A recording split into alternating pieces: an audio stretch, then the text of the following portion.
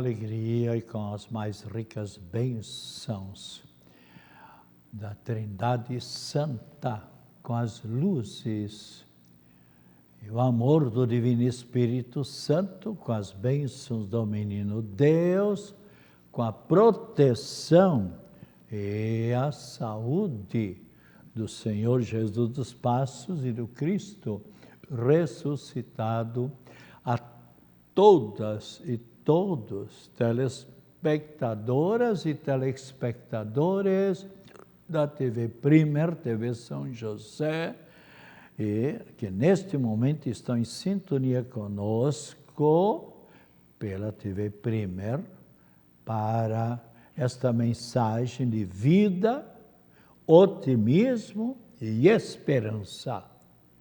E especialmente pela voz e pela palavra do Padre Pedro José Keller, sob o patrocínio de Carioca Calçados.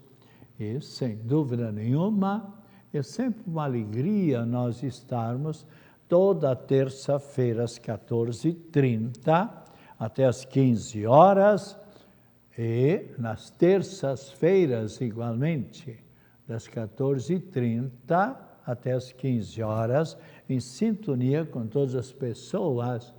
Eu sempre tenho dito mensagem de vida, otimismo e esperança. Por que de vida? Porque uma pessoa que não tem vida, uma pessoa morta, eu não posso falar, ela está ali inerte, passiva. Ah, mas o senhor fala quando a pessoa está morta, na encomendação, ali dando a bênção para a pessoa falecida. Sim, mas ali todo padre, o bispo, ou o diácono permanente, ou o ministro da palavra, está ali para rezar pelo eterno descanso daquela pessoa que passou por esta vida rumo à eternidade. Mas especialmente fala para quem? Para os parentes que estão ali. Então, mensagem de vida, otimismo. Nós estamos vivendo num mundo assim, muita gente desanimada, triste, angustiada, com ansiedade, com depressão, especialmente por causa dessas enfermidades, não somente Covid-19, mas outros vírus, a influenza, que está atingindo tantas pessoas, o sarampo, quantas crianças sendo atingidas, Aedes aegypti, esse terrível mosquito. E além disso, ainda, agora com esta guerra, se eu não me engano, é o 29º dia, com esse problema tão sério, que já tirou mais de 100 milhões, aliás, mais de 10 milhões de ucranianos de sua pátria, e uns 3 milhões e pouco de crianças, quanto me consta, que estão com dificuldades conseguindo sair, alguns caminhando 50, 30, 60, 80 quilômetros, e chegando à noite, dormindo ao relento com esse frio, 3, 4, 5, 6 graus abaixo de zero, com fome e com medo de alguma bomba explodir e levá-los para a eternidade. Quanto trauma, quanto psiquismo arrasado, o trauma de guerra. Eu tenho falado no passado, há 40, 50 anos atrás, com diversas pessoas que estiveram na última guerra olha, Padre, por mais que a gente reze, por mais que a gente louve a Deus, por mais que a gente estude, por mais que a gente trabalhe, mas o trauma de guerra continua. Eu me lembro quando era pequeno, eu devia ter aí, espera ali, deixa eu ver, uns 4, 5, 6 aninhos. E o papai, então, falava para nós sobre a guerra. E nós rezávamos o terço para que acabasse a guerra, né? Eu me lembro, o papai também era delegado em Luiz Alves, e foi intendente lá, e ninguém podia viajar sem ter um documento chamado salvo-conduto. E era então, ele como delegado, então, que aí então a pessoa com esse documento podia viajar. É como a pessoa que vai para o estrangeiro, se não tiver o passaporte, pronto. Se alguém roubou o passaporte dessa pessoa, por isso as pessoas que viajam devem cuidar muito do passaporte. Eu já vi o que passaram uma mãe e uma sobrinha, ou seja, uma tia, uma sobrinha, porque foram jantar e deixaram o passaporte em cima da cama. E até um hotel bastante chiquérrimo, e ninguém podia imaginar, e quando voltaram da janta, aí veio o rebuliço, onde é que está o passaporte, e aí alguém disse, quando eu desci para a janta, eu terminei o banho mais tarde, eu encontrei 2 senhores no corredor, estavam caminhando rapidamente, pronto. Ali então, foram 2 ladrões que ali adentraram e deviam ter chave falsa, ou vocês deixaram a porta aberta, ou não trancaram. E aí, então, olha que rebuliço que dá quando a pessoa perde o passaporte.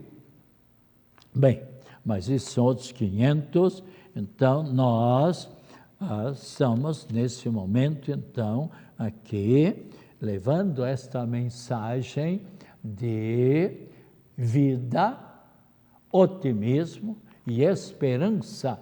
E nós temos a esperança de que esse vírus se acabe o quanto antes, e por isso nós rezamos, e que também esses outros vírus, essas outras enfermidades, e também que a guerra, que eles façam as pazes, e que não morram tantas pessoas, infelizmente, como estão morrendo, ou como sempre na guerra morrem tantas pessoas. E, especialmente, ontem, então, foi o dia feriado aqui em Florianópolis. Aí, no nosso município, Florianópolis, que completou 349 anos. Então, especialmente, nossos cumprimentos a todos nós, florianopolitanos, a todas as autoridades constituídas e aos fundadores do nosso município, Florianópolis, cidade de Floriano. Já falei na terça-feira, a passagem Florianópolis vem do consolidador da República da época, que era Floriano, e polis, palavra grega, que quer dizer cidade. Então, cidade de Floriano. Até aquela data aqui se chamava Nossa Senhora do Desterro. E nossos cumprimentos a todos os açorianos que milhares de casais que vieram lá da Ilha dos Açores, alguns da Ilha de Madeira e também alguns de Portugal, e vieram aqui para aqui enfrentar uma nova vida. E sem dúvida nenhuma, elevaram esta bela ilha e procuraram preservá-la, e também municípios vizinhos, e foram se espalhando pelo litoral catarinense. Nosso muito obrigado, então, a todos os açorianos, e eles trouxeram exatamente a devoção à Nossa Senhora do Desterro, Mãe de Cristo Jesus e nossa mãe, que é a padroeira da Catedral Metropolitana, Nossa Senhora do Desterro. Aliás, tem uma imagem belíssima e que foi abençoada ali na Catedral em 1902, coisa admirada, que veio lá da Áustria, e pelo artista confeccionado em madeira, pelo Demetz, um grande entalhador de madeira. Esta imagem, um bloco único, Menino Jesus, Nossa Senhora com o Menino Jesus no colo e o burrico. É uma imagem, por assim dizer, única no mundo. E São José, outro bloco. Eu tive ocasião de falar com muitas pessoas, milhares de pessoas, nos 25 anos que eu ali trabalhei na catedral, que eu fui pároco e reitor da catedral, pessoas que vieram, muitos de outros países, para estudar esta imagem e rezar pedindo a proteção de Nossa Senhora sobre a própria pessoa, sobre os familiares. Quantos guias de turismo, milhares, podemos dizer, nesses 25 anos, que trouxeram pessoas de muitos países ali para conhecerem esta bela imagem. Que Nossa Senhora do Desterro continue sempre a abençoar a todos e cada um de nós, especialmente as autoridades constituídas, para que possam, sempre iluminados também pelo Espírito Santo, fazerem tudo aquilo que estiver ao alcance deles, para servir o povo, e não esperar para serem servidos, como diz o próprio Cristo Jesus. Eu vim não para ser servido, mas eu vim para servir e dar a própria vida. E assim ele realmente fez. E amanhã também a Igreja Católica nos convida para celebrar a visita e o anúncio do anjo Gabriel à Nossa Senhora, convidando-a para ser a mãe do Redentor Cristo Jesus. E quando então ela reconheceu que era esta a vontade de Deus, ela aceitou, ela deu o seu sim. Isso podemos ler em São Lucas, capítulo 1, por exemplo, São Lucas, capítulo 1, versículo 47, 48, olha ali onde diz claramente a palavra aqui, São Lucas. Então, vejamos aqui, onde Nossa Senhora diz o seguinte: porque a Deus nenhuma coisa é impossível, ou seja, o anjo disse para ela: o que vai acontecer em ti não é por obra de um ser humano, mas sim por ação, por obra do Espírito Santo. Também a tua prima Isabel, também ela já está no 6º mês, aquela que era considerada estéril, porque a Deus, lemos claramente aqui no versículo 37, porque a Deus nenhuma coisa é impossível. E então, no versículo 38 de São Lucas, qual é a resposta de Nossa Senhora? Sabendo que esta era a vontade de Deus, ela disse o seu sim. Então, veja, então disse Maria: eis aqui a serva do Senhor, faça-se em mim segundo a vontade, segundo a tua palavra. E o anjo afastou-se dela. Então ela aceitou ser a mãe do Salvador Cristo Jesus. Naquele momento se uniu o céu com a terra e a terra com o céu, ou seja, a encarnação do Filho de Deus no ventre puríssimo de Nossa Senhora, para esse então, dia 25 de março, para depois, dia 25 de dezembro, Nossa Senhora dar a luz. E veja lá o que aconteceu. Quando Nossa Senhora estava perto para dar a luz ao menino Deus, eles moravam em Nazaré. E veio um decreto do imperador César Augusto que cada um fosse no lugar onde tinha nascido, no município onde tinha nascido, para lá registrar-se, ou seja, fazer o recenseamento. Então, Nossa Senhora, que estava já para dar à luz à criança, agora monta num burrinho, e alguma parte, sem dúvida nenhuma, vai a pé. São mais ou menos 250 quilômetros de Nazaré para Belém. Belém fica uns 5 quilômetros, mais ou menos, ali de Jerusalém.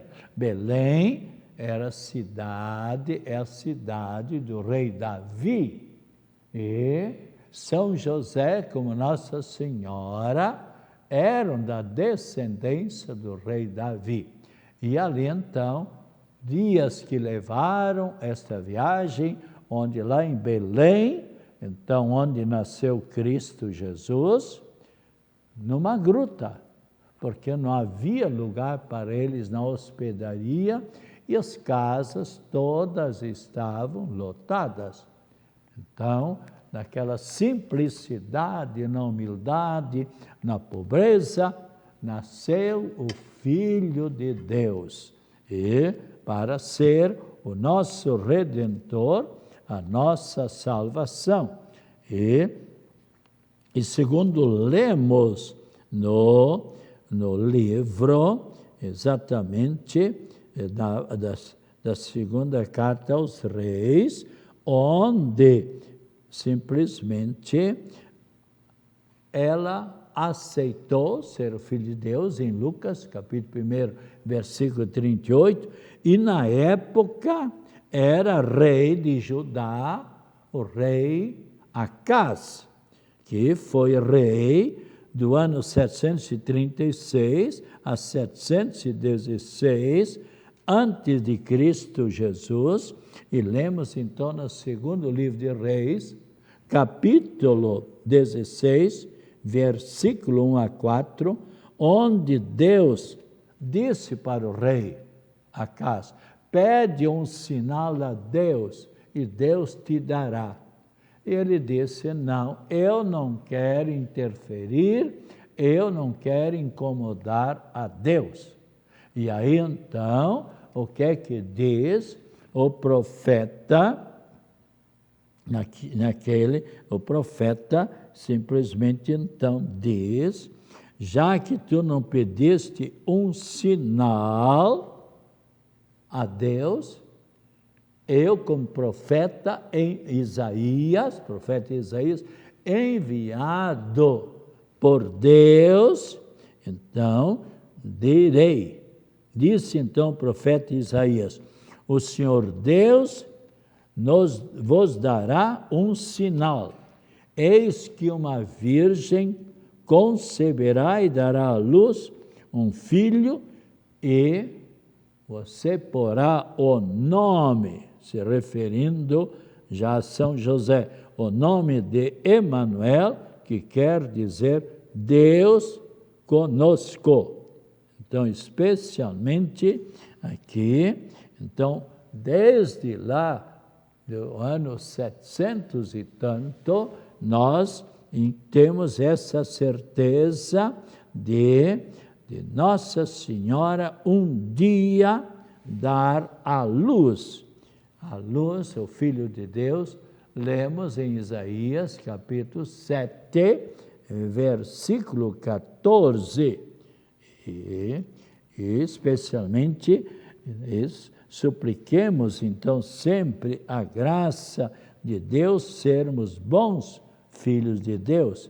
E neste momento, rezemos o Salmo 39, procurando nos unir cada vez mais também a graça que nós temos de sermos fiéis seguidores da mensagem de Cristo Jesus. E veja bem o que diz Nossa Senhora neste salmo: eis que venho fazer com prazer, com alegria, a vossa vontade, Senhor Deus. É Nossa Senhora que então aceitou esse convite que Deus lhe enviou por meio do anjo Gabriel. Eis que vem o Senhor Deus fazer a vossa vontade. Então, boas novas de vossa justiça anunciei numa grande assembleia. Vós sabeis, não fechei os meus lábios. Profeta, então aqui o salmista proclamando sempre mais a Deus. Então, proclamei toda a vossa justiça, sem retê-la no meu coração. Vosso auxílio e lealdade narrei, não calei vossa graça e verdade na presença da grande assembleia. Com isso aqui o salmista quer nos dizer que nós devemos, cada um de nós, proclamar a palavra de Deus. E especialmente os santos que nós celebramos hoje, Santos Carromero e São Diego José de Cádiz, Catarina da Suécia, que era rainha, Timolau, Paucides, e ainda os mártires, Paucides, Timolau, Alexandre, Dionísio, Rômulo, Viliano e ainda São Simão de Trento. Enfim, hoje também é o Dia Mundial de Combate à Tuberculose. Então, a tuberculose é o dia, então, que todos devemos colaborar, cuidar também da nossa saúde. E os santos de domingo, São Guilherme Tempier, Santa Lídia, São Lázaro da Pérsia, São Barôncio e São Desidério, monges. E São Dimas, o bom ladrão. Você se lembra, São Dimas era um grande pecador, foi crucificado ao lado de Cristo Jesus, mas lá no alto da cruz, no meio do sofrimento, ele começa a pensar no seu passado, e o que é que ele diz para Jesus? Jesus, lembra-te de mim quando estiveres no teu reino. E o que é que Jesus lhe respondeu? Ainda hoje estarás comigo no paraíso. E o outro ladrão, o outro criminoso, de nome Gestas, não está escrito no livro da Bíblia, Gestas, mas se sabe por meio de outros livros. Esse blasfemava tal, né? E se você quiser, por exemplo, o bom ladrão, você pode abrir a Bíblia em São Lucas, capítulo 23, versículo 39. E ainda celebramos também em São Dula e Santo Irineu, mártires. E domingo é o Dia Mundial do Circo e Dia Mundial do Teatro. Especialmente, nós poderíamos falar muito sobre a água, que dia 22 foi o dia da água, mas agradeçamos a Trindade Santa, a água que nós, catarinenses e no sul do Brasil, temos a graça de ter, e quantos milhões e milhões de seres humanos não têm essa água maravilhosa. Estamos terminando, que o Senhor Jesus esteja ao nosso lado para nos acompanhar, acima de nós para nos iluminar, atrás de nós para nos defender de todas as situações difíceis, à nossa frente para nos encaminhar sempre pelo caminho certo.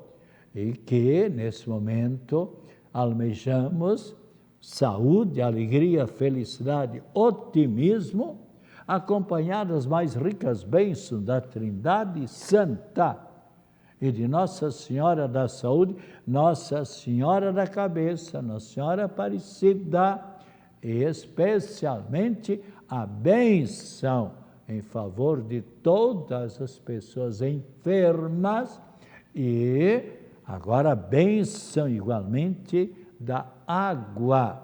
Em nome do Pai, do Filho e do Espírito Santo. Amém. Beba com fé a água.